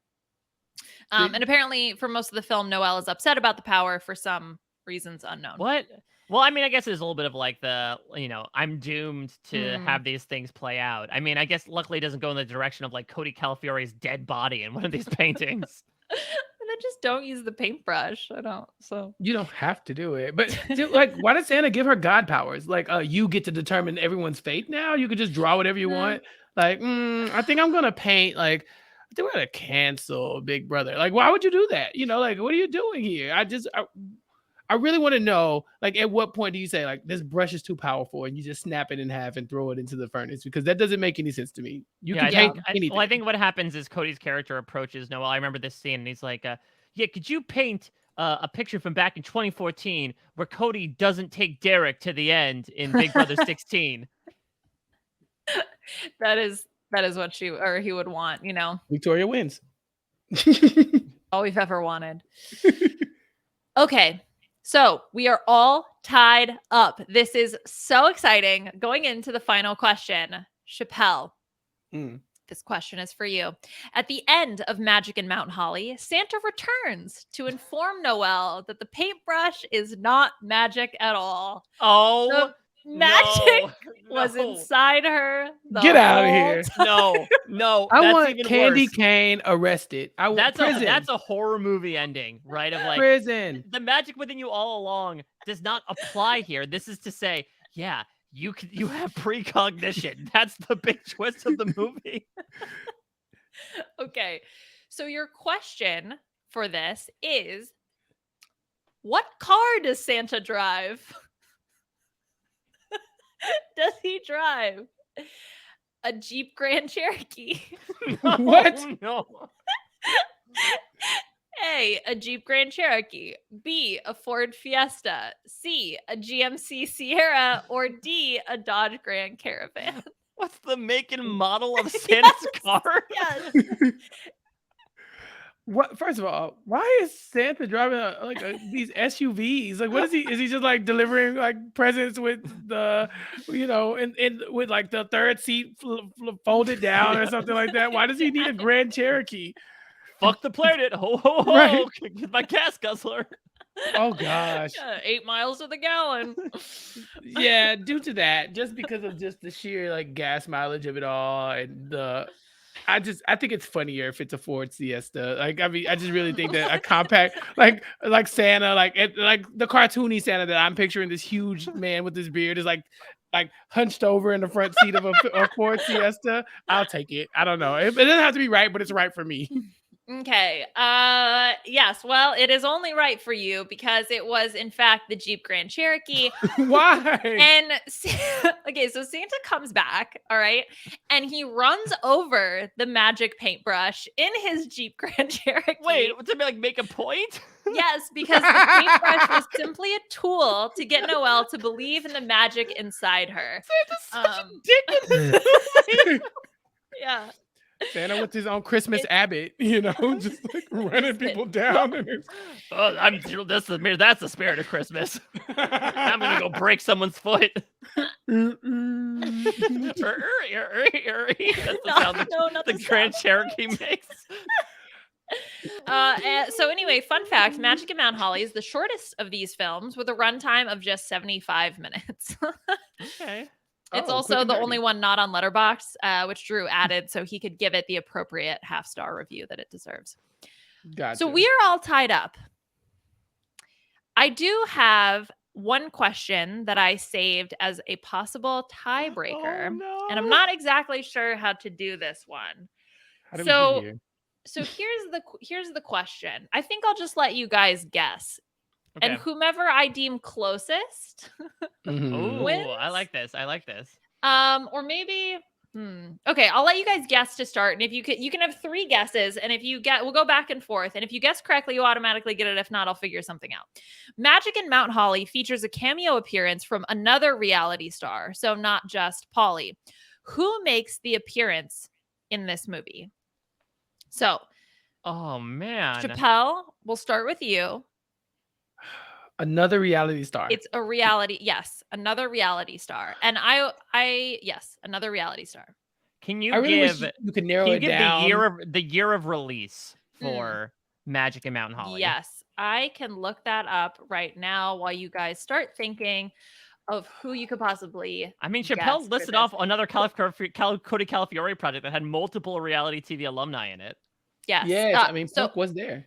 I will tell you, it is from Big Brother Survivor. Someone from Big Brother Survivor. So that will help you Oh. narrow it down. Well, not both, but one or the other, right? Okay, so it's that universe. You just have to think of those reality stars. It was Okay. released in 2021. Oh, I think I know who this is. Oh. Ooh. Well, Mike, you want to guess? Is it Missy Bird? Eh, Ah, I knew she was in one of these candy cane projects, but I wasn't sure if it was that one. not this one. Oh man, is it Jeff Probst? Eh, No, Oh, damn. no, they do not afford that. Is it? So it's Big Brother or Survivor, right? So it's not like Cara Yes. Maria. Okay. that's correct. Yes. Yes. All right. So I am going to go with. Oh, is it Jervis? Eh.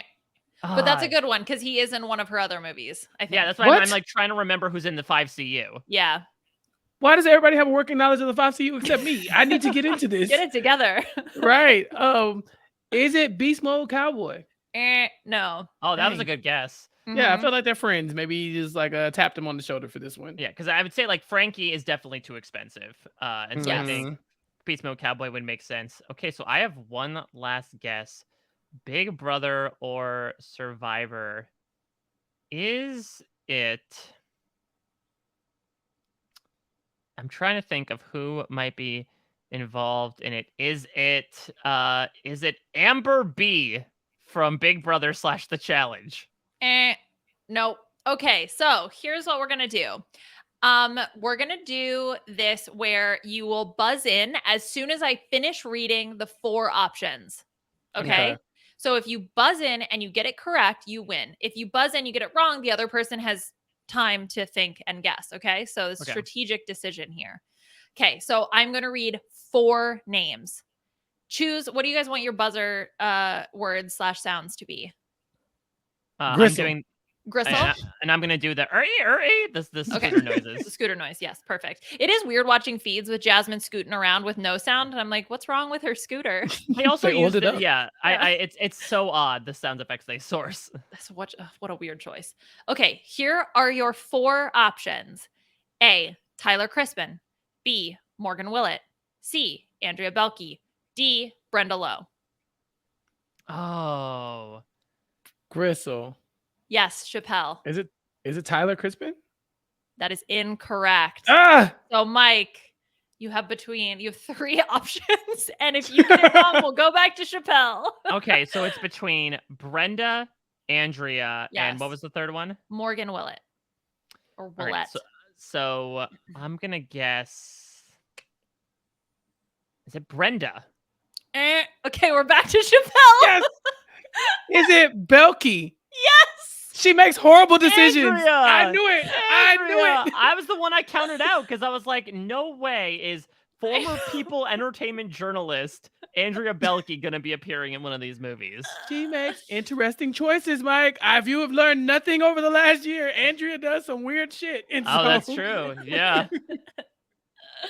Wow. Yes. Thank you so much. I can't believe Yes. it. So Wow. congratulations. Deserved. Well Chappell. deserved. You were the first one to get one of these right, so I think it's appropriate. Yes, with a grand score of 2-1, Chappell has won the challenge. Well done. Ultimate winner you. here in the C. Hold on, I gotta get the right number of C's. The CCCCC universe. CCCCU. Yeah, there we go.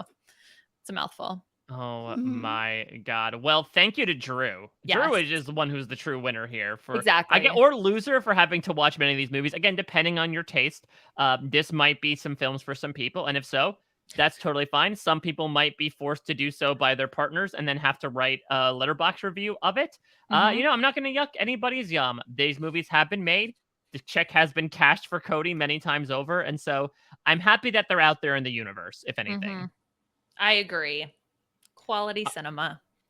All right, the thing we usually do at the end of every B&B podcast is we shine the spotlight, turn the blurry camera over to our guest to see if there is a charity or cause that they would like to highlight. Chappell, all on you. Do you have anything you'd like to shine a spotlight on this particular week?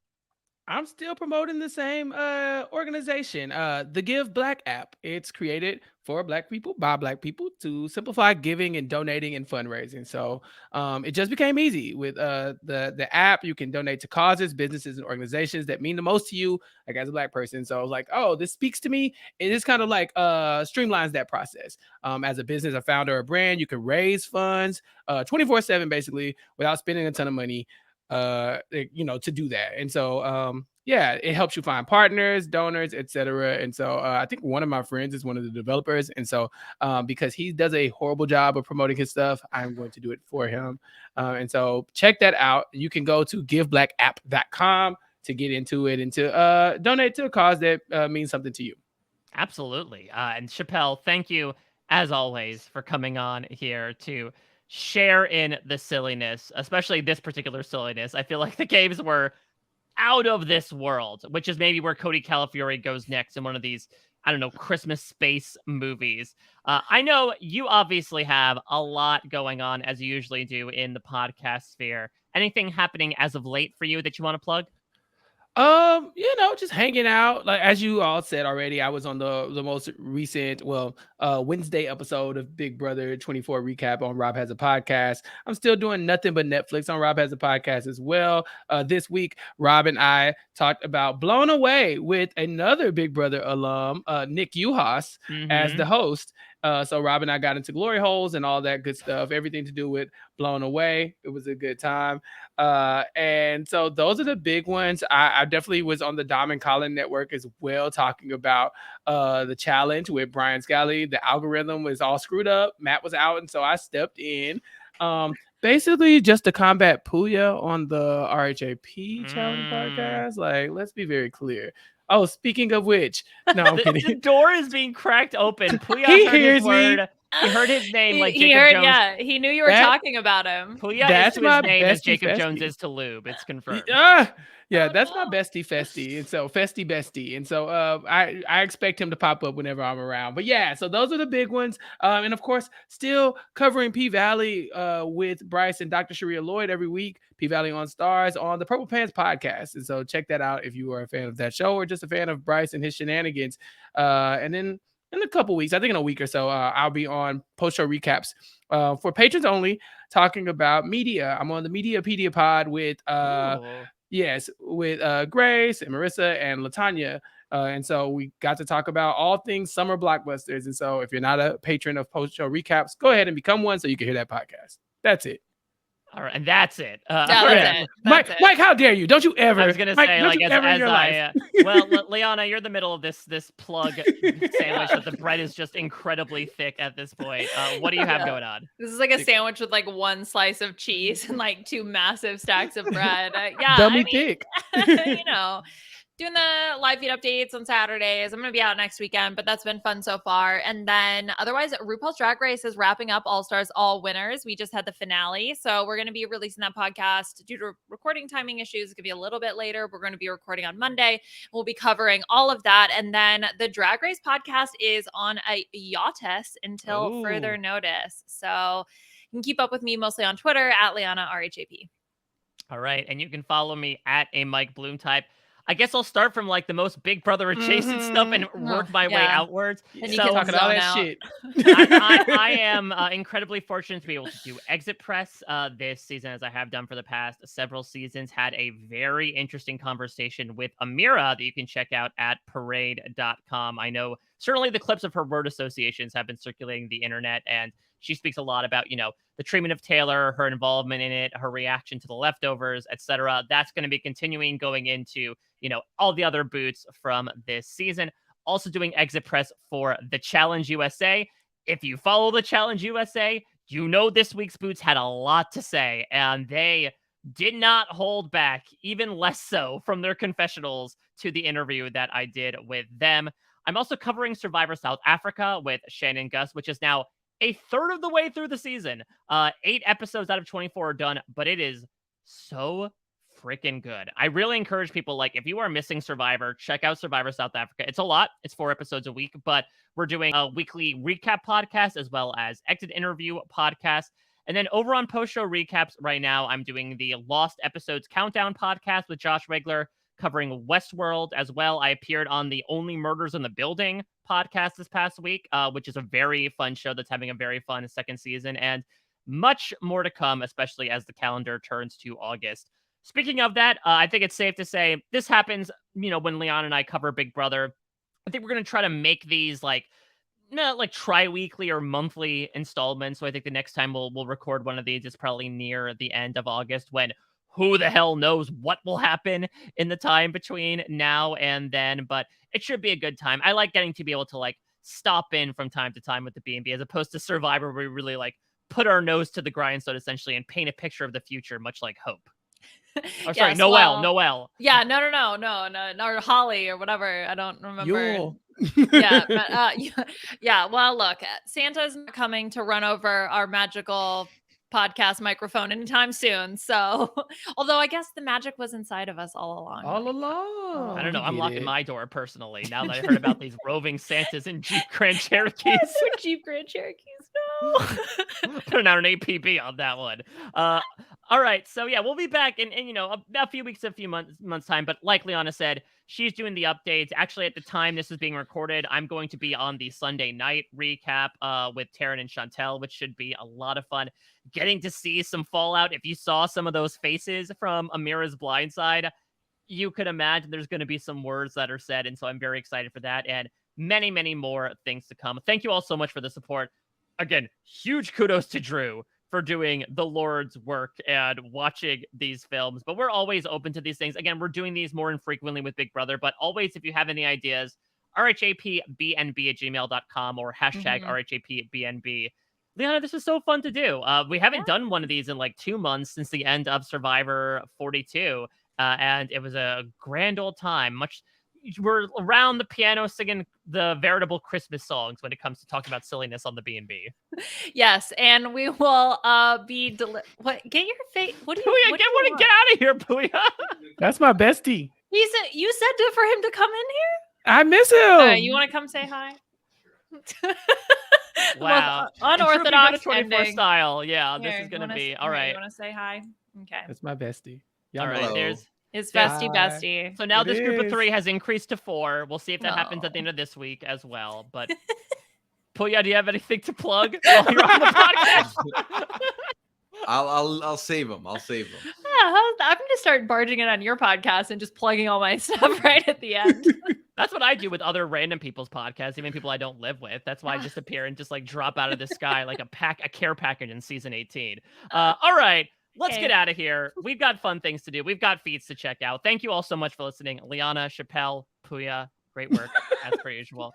We'll be back in about a month's time to talk about everything that's going to happen in Big Brother over the next period of time. Thank you all again so much for listening. Until then, we'll check you out